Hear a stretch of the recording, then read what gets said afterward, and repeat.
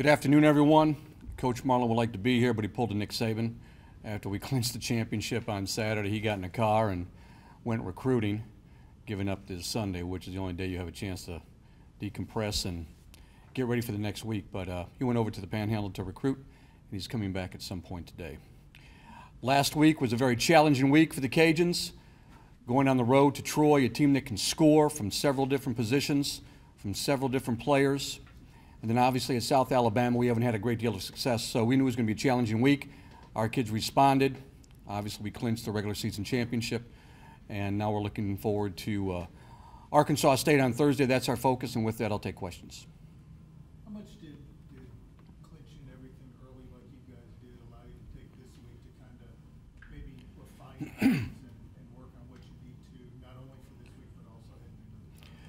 We have not talked about clinching the regular season championship at any point in the last 2 weeks. We didn't look at dates, we didn't look at teams, we didn't discuss it with players. The only thing we were focused on was the next game at hand. And I think Coach Marlin does a really good job of getting his guys to live in the present. So the only thing we were focused on Thursday night at Troy was Troy. And then on Saturday, even though we had found out that Arlington had gotten beaten, that Arlington had beaten Georgia State, and then mathematically we were going to be the #1 seed regardless of what happened the rest of the way. We didn't address it with the players. Nobody talked about it. We just focused on what we needed to do against South Alabama. Now going into this week, all that #1 seed allows you to do is arrange your meals because you know what time you're playing. Really, that's all it does. Our focus is right now on Arkansas State. And this is something I think Coach has done a really good job of this year, getting guys to live in the present. This is the most important game on the schedule because it's the next game on the schedule, and that's what our focus is going to be. We don't have any long-range plans. We're not trying to game plan two weeks down the road. Our focus is on Arkansas State Thursday night. How important is it for these guys to win out at home? I think you want to win as much as you can and as often as you can.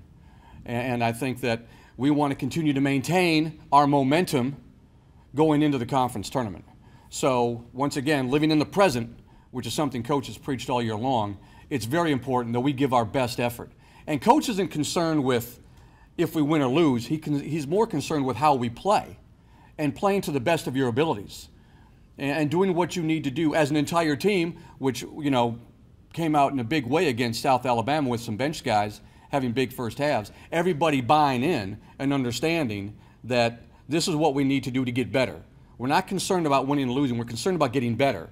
And when you have that mindset and that focus in the practice court, from day to day, the wins and losses will take care of themselves, and that's proven to be a pretty good formula for us this year. You guys hadn't played in a lot of close games for the first 2/3 of the season. The last couple of weeks has kind of changed. What have you learned from this team by seeing them play in some of these 4 or 5 point games? Maybe the final score is 10, but they've been close at the end. What have you learned from seeing the team play in these tight battles? Well, #1, we're going to get everybody's best shot. When teams play here in Lafayette or when we go on the road in conference play, we're getting everybody's best shot. So you have to respond to that. Our opponents are going to raise their level of play because they're playing against the Cajuns.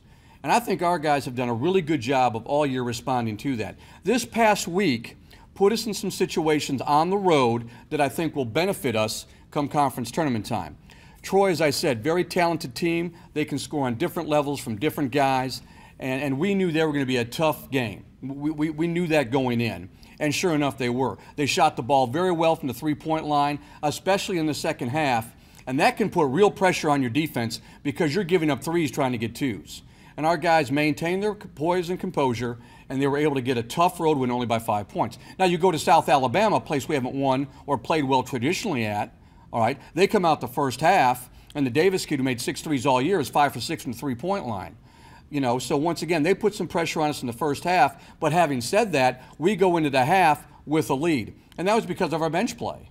Jerikas Davis scored 18 in the first half, and P.J. Hardy did a great job coming off the bench, having not played much in the last 3 or 4 games, and gave us a lift at the point guard position. And that's everybody buying in, and that's everybody being prepared for their opportunity because you never know when that opportunity is going to come. And that's something the coach, once again, has preached all year long with our guys, and they've bought in. So close games, basketball is so fluid that it's really a series of 4-minute games, always getting into that media timeout. And our focus has been, let's win the first 4 minutes. Let's win the second 4, then the third 4. And we have the same focus in the second half, and that's proved to be a pretty good formula for us in terms of being able to compete in close games when other teams are having success from the three-point line, and you're able to stay with your game plan. You guys have been good about chasing teams off of the three-point line. And 25, though, made in the last 2 ball games. Right. Is that team specific to them, or was it a Well, no, I think that hasn't changed since I've been here. You know, we want to run guys off the three-point line. And I think in the South Alabama game, what you saw is we ran guys off the three-point line. They made some shots in the first half. Give them credit. You know, it was senior night. As I said, we're going to get everybody's best shot, but we were able to attack the basket and get to the free throw line. But listen, it's a percentage thing. You know, the guy's 30 feet away from the basket. He's got a hand in his face. If he makes the shot, you tip your hat and you say, job well done. What we don't want to give up is uncontested threes. And we chart that, and we grade the film a lot on that. And that's one thing to give up an uncontested three versus a contested three. And if your opponent makes the shot, like I said, you move on and go to the next play. So now you've got these contested threes, but you're following three-point shooters. Yeah, well, but I think that's a byproduct of trying to get into their space, you know, and contest that shot. And you're going to have to live with that every now and then. I mean, if you're going to be aggressive on running guys off the three-point line and contesting shots, every now and then you're going to pick up a foul. And that's just something you have to live with. But we look at it from a statistical standpoint, you know, pros and cons. It's a better play for us to really put pressure on you from the three-point line and live with a foul every now and then. Once again, it's a mistake made through omission or commission, 2 completely different things. We don't, listen, we love it when guys play hard. And if you make a mistake because you're playing hard, we can live with that. Coach, you got Marlin, Washington Stove, they get discussed a lot with the meeting with us. Could you speak on Stalkup and Broussard, the other 2 seniors? And I guess you know, Jacob he's a Lafayette kid, as most people know. He's been here for 3 years. He has been a pleasure to be around. He enjoys his role. He embraces his role. He understands his role. He shows up to practice every day and gives us everything he has, and he does it with a smile on his face. He's had a lot of fun being a part of this basketball team for the last 3 years, and we appreciate what he's brought to the team. Lorenz Stalkup is a kid we tried to sign. We tried to sign him out of junior college. It didn't work out for him academically. He was a year out of basketball. We stayed with him. Once again, Coach Marlin had the foresight to stay with him. We brought him in. He helps us in practice. He's a big, and we see some bigs in this league every now and then. And once again, he's another guy that's been a joy to be around. He's going to get his degree. He's trying to finish up this May, and he's got his future planned out. So both of those guys have bought into what we want to do, and they've been a pleasure to be on the team. They've helped make Stove and Washington and Bartley better, which is what you want out of your bench guys. Out of all the transfers like Jaqueen and Gant and Malik Marquetti and Marcus Stroman, who's really stood out to you this year? I don't think any one guy stood out. Every guy's brought something different to the table. And when we recruited these guys, we had an idea of what they could do. And we knew that Gant could help protect the rim. He's a quick twitch guy. He can get off the floor quickly with a second jump, and he can block shots. He's also got the ability to stretch defenses with his three-point shooting ability. We knew Malik Marquetti was an all-around type guy that could shoot the ball and beat you on the drive and could also guard several different positions because of his size. And people forget Malik came to us having been chosen the captain of USC's basketball team. So he had some leadership qualities to him. And then Stroman, we knew could find the open guy. As a matter of fact, Stroman is sometimes, he gives up a layup to get a guy a three. And we're telling him, take the layup. But all 3 guys, what they could bring, we thought they could bring, and they've done it in a really high level. Those guys play to their strengths. They don't try to do too much. At times you may, but for the most part, they've played to their strengths, and they've been great additions. And it's the rim protector though with Gant is something we haven't had, and that, as you guys can tell, he doesn't do the Bill Russell thing, keep it in bounds. He's trying to send it into the 300 level section. Coach, you never know if a kid's going to make shots, but opportunity-wise, how surprising was it for what Davis did, especially as early as he did?